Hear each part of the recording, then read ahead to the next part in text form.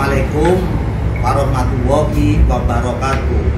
Saya Edi, pengurus PT Sigit, akan melaksanakan klarifikasi masalah pembicaraan saya dengan KDR. Jadi permasalahan uang yang 75.000 itu bukan masuk ke lingkungan, tetapi ada beberapa poin yang harus dibagikan. Sepertinya kayak Aqua 10.000 itu bukan Karang Taruna, itu ormas grip.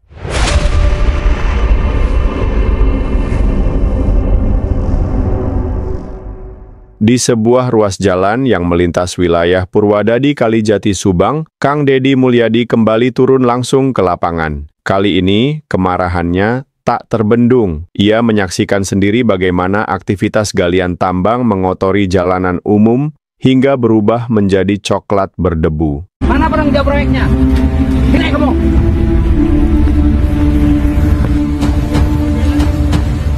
Anda belajar K3 nggak? Ada standarisasi kerja. Kenapa Anda ngotori jalan? Dari sini kita udah siram. Nggak bisa. Saya 3 kali nyiram di gerbang tol Kalijati. Sampai ngerahin. Anda lihat ke depan. Jalan hancur, kotornya luar biasa.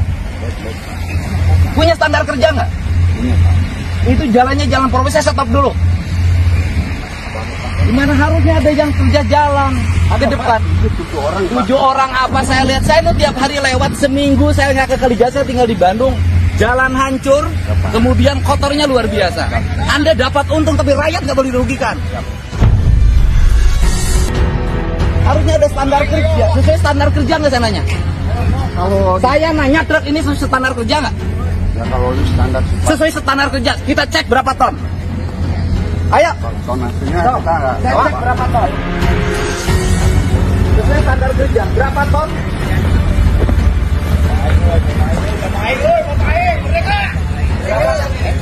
Saya nanya, berapa ton? Sesuai standar kerja nggak saya nanya? Tonasinya sesuai nggak? Lo bukan kurang tahu, Anda yang kirim tanah ini. Bapak pernah nyemprot jalan nggak? Nggak pernah, Pak. Nggak pernah. Bapak hanya ngambil untung di sini, tapi Bapak nggak peduli pada lingkungan di sini. Tapi kan kami bayar Pak kerja ini. Saya nggak ada urusan dengan bayar siapapun. Setiap orang yang bekerja di sini, ngambil rezeki di tanah ini, dia harus memperhatikan lingkungan di sini. Oke. Bapak mau nggak di kampung Bapak dikerukin kayak gini terus kotor? Ya. Bapak mau nggak? Tidak apa-apa. Ya, nggak mau. Siapapun ya. Orang yang kerja di Jawa Barat, nyari rezeki di Jawa Barat, tidak boleh merusak tanah Jawa Barat. Siap. Tidak boleh membuat kotor jalannya. Ya. Siapa? Coba diperhatikan. Saya nanya lagi, truknya sesuai tonase nggak? Ya tidak sesuai. Tidak Pak. sesuai. Tidak sesuai, melanggar nggak? Udah. Sudah, yang sekarang kalau nggak sesuai tonase nggak bisa lewat. Ya. Saya besok tutup pakai satlantas. Pak. Mobil B Hungkul, bayangin aja kita Pak, mobilnya seberapa ratus, nomornya B, kapasitasnya sekian, jalan hancur, kita bagian memperbaiki, mereka menikmati. Mobilnya B. Mobil mana Bang ini? Bekasi, Pak. Oh, ini Bekasi ya. Nah. Ini kapasitasnya berapa ton? 30 Pak. 30. Jalan provinsi kapasitasnya berapa? 8 ton maksimal Pak. Jadi ngangkut biasa MST. 30 ton. Sekarang kirim tanahnya kemana? Ke Cikarang nguruk-nguruk apa? Taman. Tamannya siapa? Yang kawasan KIC Delta. Kawasan KIC Delta. Jadi ini 30 ton ya. Itu yang disebut, yang tidak sebut 40. Mana ininya bosnya? Di sana. Izin apa? Ini untuk penjualan yang diterbitkan oleh pemerintah provinsi, Pak. Oh, ini izin penjualan Izin penjualan. dari pemerintah provinsi. Betul. Siapa yang izininnya? DPM SPT provinsi, Pak. Oh, Badan Penanaman. Badan, Ini izinnya keluarnya kapan ini? 24 Desember 2024. Saya belum jabat ya. Belum, Pak. Oh, belum jabat ya. 24 Desember. 2024. Oke, jadi izin penjualannya ada. Nah, pertanyaan saya adalah kalau izin penjualan keluar, terus kemudian tonasenya menimbulkan kerusakan pada jalan, penyelenggara kegiatannya tidak mentaati standarisasi K3 pelaksanaan. Ya. Apa konsekuensinya? Konsekuensinya tentunya akan kita evaluasi dan dia tidak memenuhi kewajiban. Untuk Kalau sebagai tidak pengrajin. memenuhi kewajiban bisa dicabut nggak? Berpotensi bisa dicabut. Udah, ini cabut aja. Nanti kepanggil kepala badan itunya. Nanti hari Senin seluruh izin ini dengan izin Kerawang kita evaluasi. Kalau memang melanggar kita cabut. Ya. Baik, Pak. Baik, Pak. Udah, siap. Namun yang lebih membuat Kang Dedi sedih adalah nasib para sopir. Terungkap dalam dialognya, para sopir hanya menerima sisa bayaran 100-150 ribu setelah dipotong berbagai kebutuhan operasional. Kang Dedi mengungkapkan yang untung hanya pemilik tanah dan pemilik tambang. Sementara para sopir cuma dapat capeknya saja. Ini saya masih di tempat galian yang kemarin yang saya tutup. Ini mobilnya gede-gede banget. Sehari sopir dapat berapa sih yang rusak jalan? Ya paling kurang 150. Oke, masih ada ini preman nggak? Ya kalau preman nggak ada, cuma ada aqua tuh, diwajibkan kita bayar aqua. Bayar aqua berapa? 10.000. 10.000. Itu wajib. Wajib aqua. Kalau tidak beli? Itulah Taruna, jadi masukkan Taruna. Paingankeun sia jalan kotor, jalan hancur, kusaria diantep wae da ngarala duitnya. Jalan provinsi nu rusak. Naon we aqua 10.000. Terpal, pasang terpal 10.000 wajar. Terus apa lagi? Operator itu mah wajar sama ya. Operator bayar sabaraha? 5.000. Terus apa lagi? DO 45. Bayar DO 45. Bayar DO 45 ke siapa bayar duitnya? Ya ke Ceker yang buat surat jalan, Pak. Ke ceker, bayar surat jalan. Oh, oke. Jadi totalnya semuanya adalah 65 45 ditambah 10.000, 55 ditambah 75 semuanya. semuanya sopir di sini harus mengeluarkan biaya sebesar 75.000. Betul tidak? Paingankeun salangsara supir teh nya. Lihat jalan rusak kamu sedih nggak? Sedih. Lihat jalan kotor kamu sedih nggak? Sedih.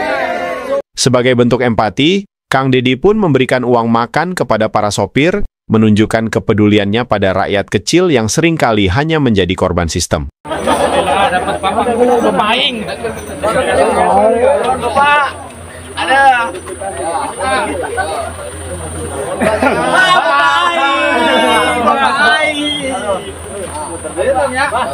Di kesempatan terpisah, pengurus galian PT Sigi, Bapak Egi, memberikan klarifikasinya. Ia menyebut bahwa uang aqua 10.000 tersebut bukan disalurkan untuk Karang Taruna, melainkan untuk Ormas Grip. Assalamualaikum warahmatullahi wabarakatuh. Saya Edi, pengurus PT Sigi, akan melaksanakan klarifikasi masalah pembicaraan saya dengan KDR. Jadi permasalahan uang yang 75.000 itu bukan masuk ke lingkungan, tetapi ada beberapa poin yang harus dibagikan. Sepertinya kayak aqua 10.000 itu bukan Karang Taruna, itu Ormas Grip. 5.000 untuk deko, 10.000 untuk terpal. Terus ada beberapa kita kesepakatan dengan lingkungan, itu adalah 10.000 untuk kompensasi. Yang 4.000 itu adalah kompensasi yang ada di pinggir jalan, artinya uang kebul. Jadi kalau seandainya ada kata-kata yang seperti 75.000 ke arah Pak Anang, itu bukan, itu salah. Yang benar yang saya ucapkan tadi, yang ke arah 10.000 untuk kompensasi lingkungan, 4.000 untuk yang di depan yang kena kebul. Lain-lainnya itu untuk operasional PT Sigi.